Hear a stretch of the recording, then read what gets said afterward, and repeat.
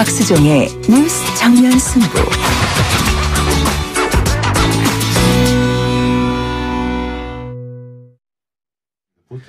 지금부터는 탄핵 심판 이후 대선 시나리오를 한번 그려보도록 하겠습니다. 인용이 되든지 기각이 되든지 정치권과 대선판은 요동칠 수밖에 없지 않겠습니까?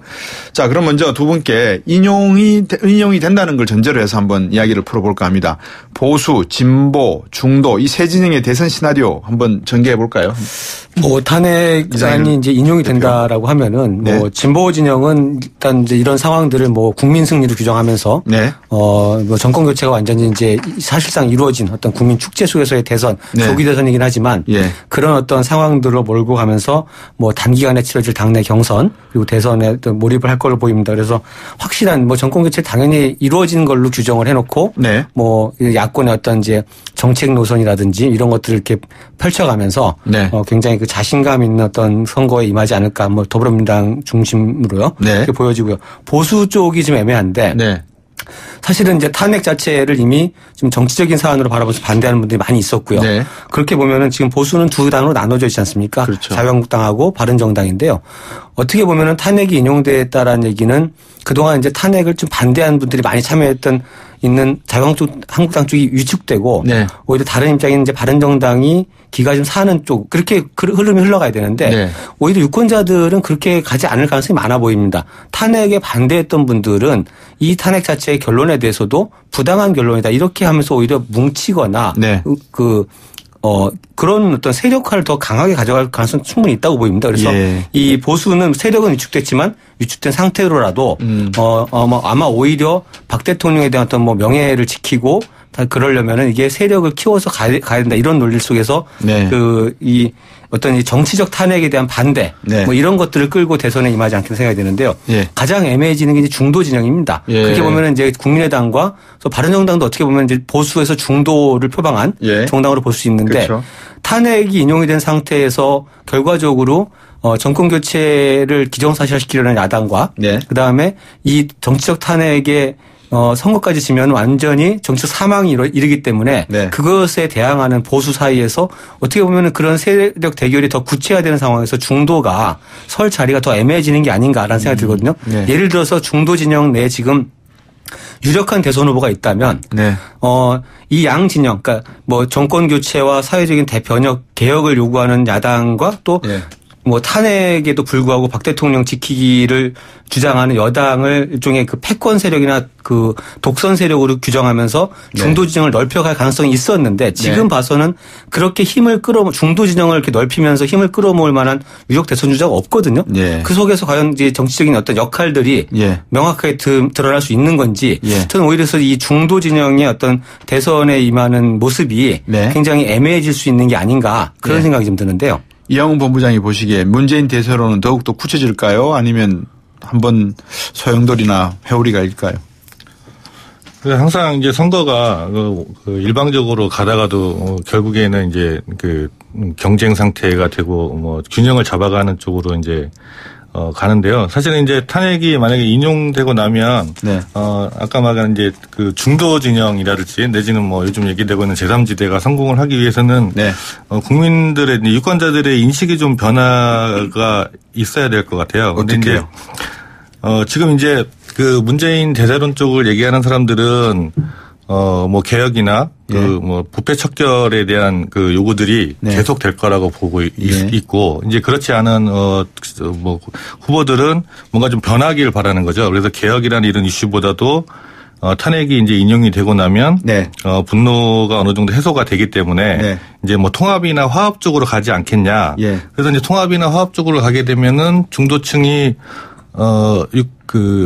중도 성향의 이제 정치 세력들이 좀 유리해지는 국면이 오지 않겠나라고 보는데 네.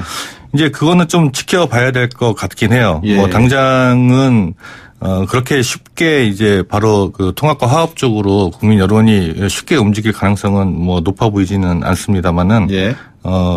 이제 대선 국면에 본격적으로 들어가게 되면 예. 여론은 좀 변할 수 있는 부분들이고 예. 기본적으로 가졌던 본인들의 유권자들의 성향을 또 찾아가는 경향들이 보일 거기 때문에 네. 대세론이 흔들린다고 말할 수는 없지만 지금처럼 이렇게 간단하게 원사이드하게 뭐 진행되지는 않지 않을까. 뭐 그럴 가능성이 좀 있다고 생각합니다. 지금 민주당 안에서도 그렇고 국민의당 안에서도 그렇고 지금 경선 룰을 가지고 국민의당에서는 좀 손학규 의장과 안철수 전 대표 간에 마찰이 있는 것 같고 민주당 안에서 경선에서 대화를 거부하다가 이제 대화를 수용하면서 대화가 지금 토론회가 열리고 있지 않습니까? 네.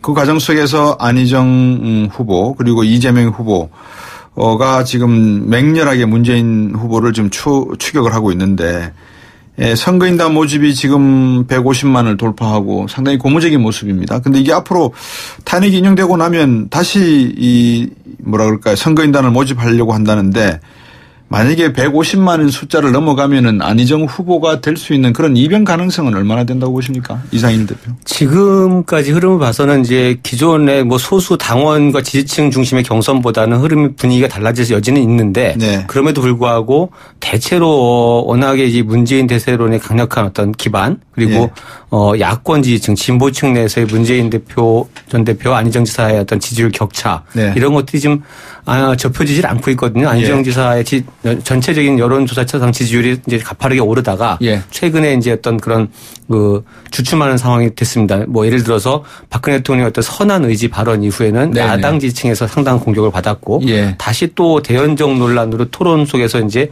대연정 필요성을 주장하면서 그 뭐 노선을 좀 복귀하고 있지만 이런 네. 부분들이 이렇게 뭔가 지지율 상승 이후에 좀 견제하는 흐름들이 형성되면서 뭐 상승을 해서 뭔가 가능성을 보여주긴 했는데 네. 경선의 이변까지 이렇게 연출되기는 지금 버거운 게 아닌가 그렇게 좀 예상이 되는데요. 뭐 대세론이다 이렇게 보시는 것 같습니다. 근데 이제 국민의당 쪽으로 한번 시선을 돌려보면 사드 문제를 놓고 박지원 대표하고 뭐 당 전체 의견에 약간 좀 균열이 있는 듯한 모습도 보이고 경선 룰에 대해서도 지금 두 후보들이 전부 다 새 후보죠. 전부 다 그죠? 원래대로 하면 천정배 후보까지 치면. 근데 천정배 후보는 조용히 계시는데 손학규 의장하고 안철수 전 대표 간에 지금 이걸 가지고 좀 마찰음이 나고 있거든요. 어떻게 될까요 이게? 지금 원래는 이제 뭐 손학규 의장이 합류를 하면서 네. 국민의당을 중심으로 뭐 빅 텐트는 아니지만 스몰 텐트 이런 네. 시너지 효과 이런 부분들에 대한 기대들이 있었는데 네. 오히려 지금 이런 상황이 연출된다라고 보면은 네. 뭔가 중도 개혁적 어떤 진영에서 새로운 어떤 정치적인 길을 모색하는 네. 해온 국민의당의 입장이 됐든 네. 안철수 전 대표 입장이 됐든 굉장히 지금 이렇게 곤궁해지는 게 아닌가. 네. 그러니까 뭔가 그런 어떤 지금 보수와 진보의 이념 대결, 이념 과잉 정치 또 뭐 패권 정치 기억하면서 새로운 길을 제시했는데 네. 실제 보여주는 모습은 그 작은 당 안에서도 뭐 경선을 가지고 이제 한쪽이 참여하네 안 해 이런 식의 싸움에 몰두할 수밖에 없다라고 하면 도대체 그게 무슨 새 정치냐 이런 비난에 쌓일 수밖에 없고요. 도대체 왜 나와서 그 새로운 당을 만들어서 뭘 하고 있는 건지를 보여주지 못하는 건 이런 상황이 되면 아까도 말씀드렸습니다만 점점 이 중도를 표방한 어떤 세력들 정치권이 입지가 굉장히 약화될 수밖에 없고 특히 안철수 전 대표는 뭐 당과도 좀 계속 그 노선 차이 불협화음을 보이고 있고 또 이 뭔가 시너지 효과를 내면서 이렇게 통합의 의미를 내야 될 손학규 의장 결합에 대해서도 결국 부정적인 면만 드러내면서 그러니까요. 대선 주자로서의 어떤 위상을 좀 이렇게 올리는 어떤 그런 발판을 만들기가 점점 어려워지는 게 아닌가 생각이 됩니다. 네, 이양훈 본부장 뭐 하실 말씀 없습니까? 국민의당 입장에 대해서. 뭐 그 당 지지도나 당 소속 후보의 지지도를 높이는 거는 좀 다른 문제인 것 같고요. 근데 우리가 사실은 그 경선 룰에 대해서 갈등하는 건 좀 당연하다고 봅니다. 그러니까 당원의 지지를 많이 받는 후보들이 있을 수 있고 국민 유권자들의 지지를 받는 후보들이 있기 때문에 그 룰은 뭐 민주적인 정당에서 룰에 대해서 서로 유불리를 가지고 얘기를 하고 협상하는 거는 뭐 당연하다고 보시는 게 좋을 것 같고요. 뭐 상승은 모르겠지만 뭐 당분간은 현 시스템이 좀 유지가 되지 않겠나 뭐 이렇게는 보고 있습니다. 그런 경선룰 싸움을 할 때 사실 가장 보기 좋은 모습은 부자가 양보하면서 통 크게 그렇죠? 화합하는 그런 모습을 보여야 되는 거 아니겠어요? 그러니까 예를 들어서 손학규 의장은 외부에서 온 손님이고 안철수 전 대표는 당을 만들어낸 주역이고 장본인이고 여론상 지지율도 높고 그렇다라고 하면은 이런 부분들이 물론 합리적인 어떤 한계는 있다 하더라도 그런 것들을 오히려 강자가 양보해서 크게 끌어안아야지만 그런 것들이 오히려 지금 좋은 모습을 보일 텐데 뭐 이게 한치 양보 없이 싸운다 그러면은 뭐 참 보기가 안 좋죠. 그렇지만 뭐 현실적으로 쉽지는 않은 얘기죠. 과거에 손학규 대표가 노무현 전 대통령의 그 사람들을 받아들이면서 합당을 했을 때 우리가 흔히 정치인들이 그런 말씀하시더라고요. 굴러온 돌이 박힌 돌 빼냈다고 그죠? 손 대표가 다 읽고 떠나셨잖아요. 이게 이제 안철수 전 대표 입장에서는 이게 나한테 이번엔 그 칼이 오는 거 아닌가라고 무서워할 수도 있겠죠. 네, 뭐 그렇죠. 예. 자 그러면 이 점에 대해서 어떻게 보십니까? 간단하게 한번 답해 보시죠. 만약에 인용이 되면 3자 구도보다는 양자 구도가 대권의 구도가 될 것 같다. 저는 3자 구도가 더 이렇게 보이는데요. 네, 이양훈 본부장은.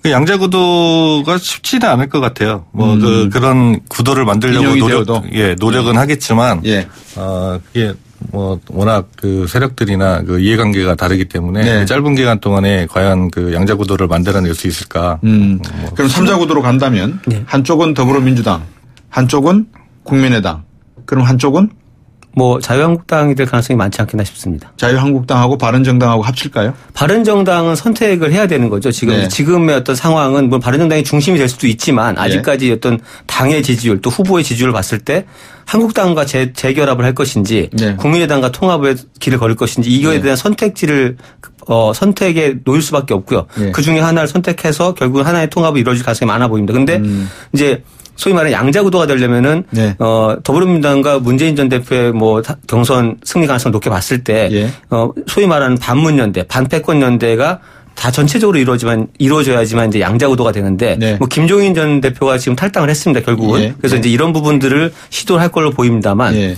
그 한국당과 국민의당, 바른정당 세 당이 같이 합쳐지기에는 명분상 이게 굉장히 어려운 부분이 있죠. 그동안 서로 노선의 차이를 가지고 싸운 부분이나 탄핵에 대한 입장 차들도 굉장히 극명하게 갈렸기 때문에 그런 부분들을 각 당 지지층에 설득해내면서 통합하기 어렵고 또 그 통합의 효과가 나기 위해서는 강력한 대선 주자가 있어야 되는데 그 부분도 없기 때문에 물론 이제 문재인이라는 가장 큰 변수가 상수로 갈 때 그걸 흔들 수 있는 다른 변수가 없으니까 자꾸만 어떤 통합 논의는 이루어질 겁니다. 나타나는데. 왜 문재인 대표가 대세고 일강 독주 체제의 굳건한 1인이라고 한다면 왜 자꾸 비문 반문들이 생기나요? 그만큼 사실은 문재인 전 대표는 그 두 가지를 다 가지고 있는 거죠. 강력한 지지층과 문재인 전 대표에 대한 적어도 비토층은 아니더라도 강력한 회의를 갖고 있는 유권자들이 상당히 많이 있기 때문에 이 사람들은 다른 대안이 있으면 문재인 전 대표한테 지지를 표명하고 떠날 수 있는데 아니면 적어도 누군가한테 결집할 수 있는데 그 결집의 대상이 없는 상황이라고 보이거든요. 그래서 이 부분이 그러나 지금 이제 더불어민주당과 문재인 전 대표를 제외한 다른 진영의 전체 통합을 이루기에는 명분과 후보 뭐 이런 두 가지 측면에서 다 지금 숙제가 큰 게 아닌가 생각이 듭니다. 이양훈 본부장 보시기에 과거에 이회창 전 대표 같은 경우에 거의 50%에 육박하는 지지율을 갖고 지금 문재인 대표보다 10%포인트 더 높은 지지율을 갖고도 선거에서 패했습니다. 문재인 후보에게 그럴 가능성이 있다 없다? 그러니까 지금 이제 대세론이라고는 하지만 말씀하신 대로 뭐 전폭적인 지금 같은 상황에서도 뭐 과반의 지지를 받는다거나 뭐 이렇게 전폭적인 지지를 받지 않고 있는데요. 이는 이제 이미 이제 전 대선에서 노출이 됐었고 그러다 보니까 지지층도 있지만 뭐 비토층도 존재를 하고 있는 거고 그런 그 지지 세력들을 보고 있기 때문에 이제 반문 연대나 뭐 반패권 연대를 하면 가능성이 있겠다라고 이제 얘기들을 좀 하고 있는 게 아닌가. 근데 이제 그런 게 아까도 말씀드렸지만 그런 그 양자 구도를 만들 수 있는 가능성이 얼마나 있겠나라는 부분이 이제 중요한 거겠죠. 네. 4051번님 가장 시급한 개혁 당사자가 정치인입니다. 9307번님 아까 제가 소개해드린 것 같은데 한 번 더 말씀을 드리겠습니다. 정치인들은 민생 외쳤던 분들이 대통령 자리에만 연연합니다. 현재 민생은 최악 수준입니다. 세비 꼬박꼬박 받고 계시는 분들 모르고 계시지는 않겠죠? 라고 하셨고요. 8408번님 뇌물 직권남용 비선 실세 등등 역대 대통령 중 이런 죄 없는 대통령 있습니까? 더 했겠지요. 이렇게 또 문자 보내셨고요. 5801번님 1000명 내외에게 전화해서 20%도 안 되는 답변으로 쏟아내는 요즘 대선 후보 지지도 조사나 탄핵 여부는 노출 빈도를 극단적으로 좀 줄여야 합니다. 뉴스공입니다. 이런 말씀도 하고 계십니다. 자 이제 시나리오를 탄핵 기각 쪽으로 한번 돌려놓고 보겠습니다. 기각이 될 경우에 전략 수정이 전폭적으로 이루어져야 되겠죠. 새로 그려야 되겠죠. 그렇죠. 기각이 된다라고 하면은 박근혜 대통령이 일단 직무에 바로 복귀를 하는 거고요. 네. 대선은 이제 뭐 조기 대선 이야기는 끝나는 거죠. 예. 뭐 사실상 이제 12월 대선 가능성이 높아지는 거고. 예. 그런 상황에서는 뭐 아마 단기적으로는 이제 탄핵을 요구했던 여론 민심이 워낙 컸기 때문에 예. 상당한 혼란과 갈등이 좀 표출될 것 같습니다. 그렇지만 네. 결국 그 문제를 뭐 그렇다고 무슨 뭐 물리적인 힘으로 사회를 뒤집을 수 있는 게 아니라면 예. 근데 대선을 통해서 국민이 어떤 이제 뭐 힘을 보여주자 이런 어떤 흐름들이 있을 텐데요. 뭐 그러면서 오히려 이제 뭐 진보 진영은 정권 교체를 통해서 결국은 선거로 심판해야 된다 이런 식의 논리를 가지고 갈 텐데 네. 아마 그런 상황에서는 지금과는 또 다를 수 있을 것 같아요. 오히려 굉장히 강력한 어떤 개혁 그리고 강력한 변화를 주장하는 후보한테 훨씬 더 네. 힘이 쏠리고 예를 들면 지금 뭐 야당의 주자들 중에서는 이재명 시장 같은 분들이 네. 훨씬 주목받을 가능성이 많죠. 그러니까 굉장히 이게 탄핵이 끝나질 않고 결국 연말까지 넘어가는 상황이 국민 정서상에서는 예. 그렇기 때문에 이런 것들을 굉장히 강력하게 끌고 가는 어떤 정치인이 크게 주목받을 수 있을 가능성이 높아 보이고요. 네. 또 보수 진영은 어쨌든 법적인 어떤 그 판단에서 네. 탄핵까지 할 사유는 아니라는 면죄부를 받았기 때문에 네. 아마 그 다시 체력을 좀 회복하면서 이 세력을 결집시켜가는 그런 흐름. 그래서 이 보역 대결 구도가 정말 치열하게 일어날 가능성이 많습니다. 대선 장기 레이스의 대선 국면 속에서 네. 그 상황에서 아까 뭐 탄핵이 기각되더라도 역시 중도 진영은 오히려 점점 더 설 자리가 없어지는 게 아닌가 생각이 네. 됩니다. 우리 이양호 본부장께서 보시기에 자유한국당, 바른정당은 지금 탄핵 기각되면 다 의원직 사퇴한다 그랬습니다. 그랬을 경우에 지금 보수라고 분류할 수 있는 자유한국당과 바른정당 어떻게 미래를 보십니까? 기각됐을 때를 말씀하시는 거죠. 그러니까 기각이 되면 뭐 이상일 대표님 말씀하신 것처럼 이제 그 양자 구도가 될 수가 있고 이제 진보와 보수가 좀 더 명확해질 수가 있는데 네. 그런 전제로 보면은 사실 바른정당이 어디에 위치해야 될지 좀 애매하긴 하죠. 그래서 이제 중도 보수 쪽으로 지향을 하고 있는 것 같은데 이제 중도 보수라는 게 양자 대결 구도로 가게 되면은 위치가 애매한 거기 때문에 네. 뭐 제가 볼 때는 이제 국민의당을 포함을 해서 예. 기각이 돼서 12월 대선을 하게 되면 이제 예. 시간을 좀 버는 거잖아요. 그러면 예. 지금 얘기되고 있는 뭐 제3지대론이나 뭐 다른 식의 세력 기업들을 할 시간은 좀 벌겠죠. 무엇이 중요한 아젠다가 될까요? 만약에 기각이 되어서 시간을 앞으로 한 9개월, 8개월 더 가지게 된다면 아니면 대통령이 하야하신다고 해도 앞으로 한 4개월 내지 5개월 더 시간을 갖게 된다면 무엇이 주요한 선거의 아젠다가 될까요? 저는 탄핵이 기각된 상황에서는 결국은 이제 이 헌법재판소가 어쨌든 다수 여론하고는 다른 결론을 내린 거지 않습니까? 그게 네. 법적인 판단과 국민 정서가 상치되면서 그 굉장한 스트레스 지수가 높아질 것 같거든요. 예. 결국 이 유권자 혁명, 뭐 예. 예를 들면 이제 사회 대개혁, 그러니까 예. 오히려 지금보다는 훨씬 더 강력한 예. 정권 교체 자체가 미뤄진, 그러니까 국민들이 원하는 방향에서는 미뤄진 상황이 다수 국민의 여론에서는 그렇게 보일 거기 때문에 예. 정권 교체라는 화두 자체를 내걸고 예. 굉장히 강력한 그 세력 결집 이런 것들이 아마 정권 교체냐 아니면 지키기냐 이런 식의 어떤 구도 싸움이 더 크게 벌어질 것 같아요. 예. 이양호 본부장 생각은 어떠십니까? 예, 뭐 탄핵이 인용된다 하더라도 사실 정권 교체의 요구들은 사실 강한 건 사실인 것 같습니다. 그래서 네. 그런 의미에서 뭐 대세론도 오고 있는데 이제 기각이 될 경우에는 좀 더 이렇게 자극을 하는 거죠. 정권 교체에 열망이 있는 사람들 내지는 사회의 어떤 우리 사회의 변화를 요구하는 뭐 탄핵 찬성층이 됐든 더 그 자극을 하는 거기 때문에 네. 글쎄요. 참 어려운 문제죠. 예. 사실 이 만약에 기각이 되어서 아젠다를 만약에 정치인들이 가져간다 그러면 당연히 자유한국당과 바른정당 쪽은 개헌 문제하고 그다음에 경제 민주화 이야기를 아마 뜻은 데 끌고 갈 가능성이 크고 문제는 더불어민주당 같은데 더불어민주당은 사실은 아젠다를 잃어버리게 되거든요. 정권 교체라는 의미를 오히려 더 강해질 수도 있죠. 그런데 이제 이런 이 아젠다가 하나에 집중되어 있다가 정권 교체다 이렇게 되어 있다가 이제 여러 가지로 분산되기 시작한다면 이게 기각이 가져올 파장 효과 이것도 만만치 않을 것 같아요. 대선 주자들한테. 그렇죠. 시간이 좀 이제 대선 레이스가 길어지면서 네. 어떤 면에서는 이제 오히려 조금은 이제 뭔가 어떤 것이 좀 더 합리적인 어떤 대안과 세력인가를 네. 놓고 경쟁할 수 있는 시간도 좀 벌어질 것 같고요. 네. 이게 조기 대선이 초래하는 문제들은 이게 어떤 컨텐츠의 합리성 같은 것들을 따져볼 시간이 굉장히 부족하거든요. 이제 네. 정책 공약들을 내걸었을 때 그렇죠. 예. 이런 부분들보다는 좀 더 이제 근본적인 어떤 그 구상들을 내놓고 예. 경쟁할 수 있는 그런 토대가 된다는 측면에서는 네. 뭐 조기 대선보다는 좀 나은 점이 있겠습니다. 그러나 그럼에도 불구하고 이 탄핵을 요구해왔던 어떤 민심 여론들이 이 상황을 어떻게 받아들일까 생각해 보면 굉장히 큰 어떤 갈등과 스트레스 상황이 지속되면서 뭔가 이게 이 어떤 사회적인 그 분노 이런 것들이 분출되는 그런 흐름들이 계속 나타날 것 같아요. 근데 이양훈 본부장 이것도 사실 중요해요. 지금 뭐 인용이 되어서 당장 대선을 치른다 해도 과연 차기 정부가 이렇게 흩어지고 뿔뿔이 나누어진 민심을 수습할 수 있겠느냐. 그리고 국회를 장악할 수 있겠느냐. 그렇지 못한다면 이거는 더 큰 소용돌이와 혼란을 야기할 수 있는 잠재성, 지연내관일 따름이다라는 우려도 가질 수 있거든요. 어떻게 보십니까? 뭐 그런 우려가 있지만 언제 하든 그러니까 뭐 5월 초에 하든 12월에 하든 또 누가 되든 그 문제를 근본적으로 해결할 수 있는 정치 세력이나 후보가 있다고 국민들도 기대하지는 않을 것 같고요. 네, 아까 제가 읽어드렸죠. 예.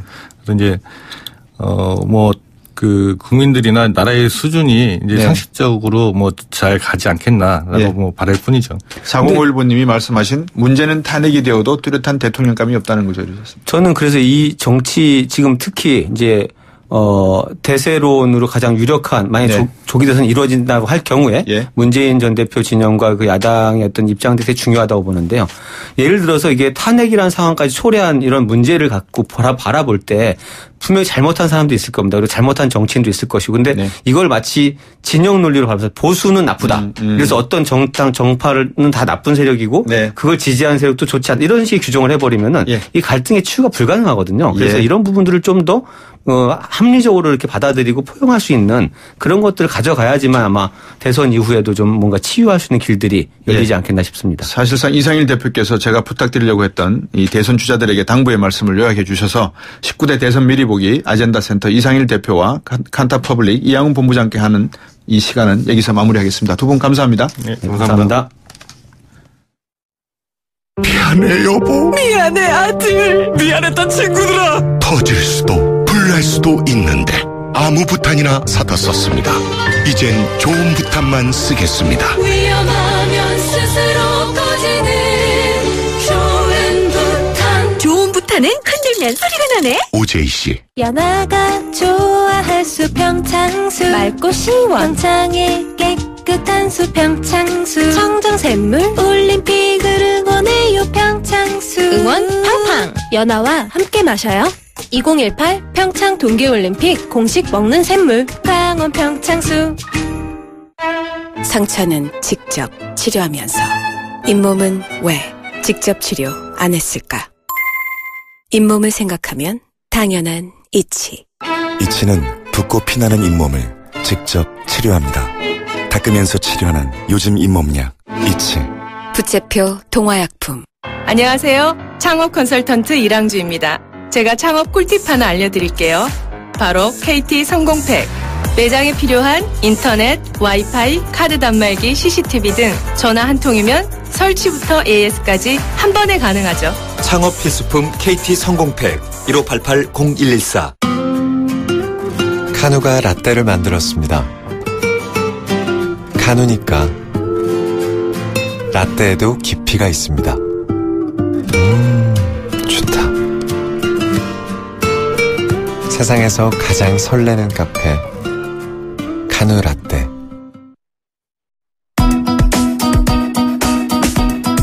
YTN 뉴스 FM 곽수진의 뉴스 정면 승부 오늘 준비한 내용 여기까지입니다. 어떻게 들으셨습니까?